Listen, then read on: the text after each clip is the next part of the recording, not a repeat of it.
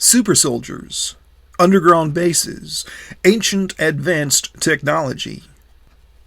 Fiction based on truth. Hello, my name is Wayne O'Connor. I would like to share with you Half-Jack and Leprechaun, a story from my book Waysides Along the Journey, which is available at Amazon.com. Half-Jack and Leprechaun. Corporal Phil Callahan smoked an Opus X Petite Lancero cigar as he lay concealed beneath the hedge that surrounded Camp Commander Kensington's three-story vintage plantation house. Lights out had passed, so except for the trilling of Louisiana bullfrogs and the grunting hack of alligators, the night was still. Only a few weeks previously, Phil had rushed together a soiree he'd hoped to save for the holiday 2000 party later during the coming winter. He had arranged the party instead as a wild retirement party for the former CC.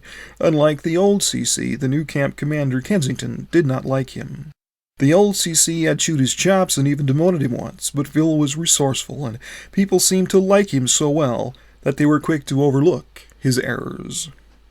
He mentally replayed his last shenanigan, secreting a remote audio-video link into the new CC's head, and then programming the clip into the base's computer network screensavers.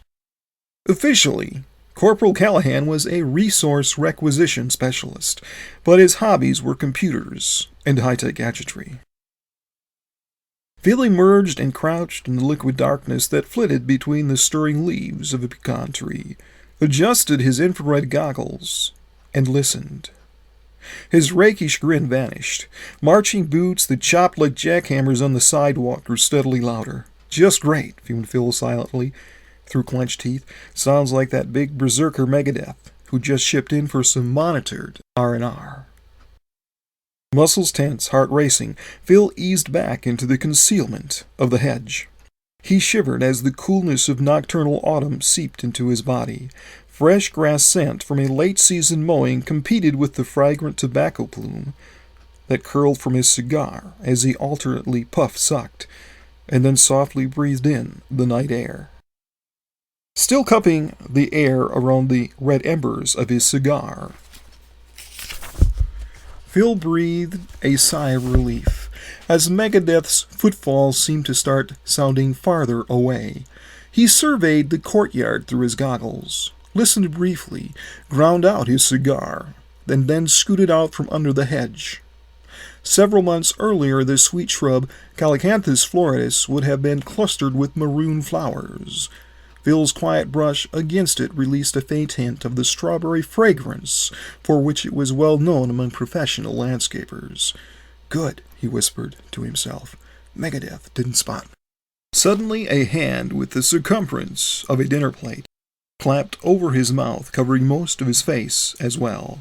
Abruptly the goggles were removed from Phil's face and dropped into the grass. "Not!" whispered Megadeth. Following a deep chuckle that sounded like the genesis of an earthquake, the colossal shadow whispered in a gravelly rumble, "Are you all the wrecked man they call Leprechaun?" If you want to hear the rest of the story, you'll have to get the book. Have a good night. Thanks for listening. And remember, if you want the rest of the story, Amazon.com has it. Have a good day.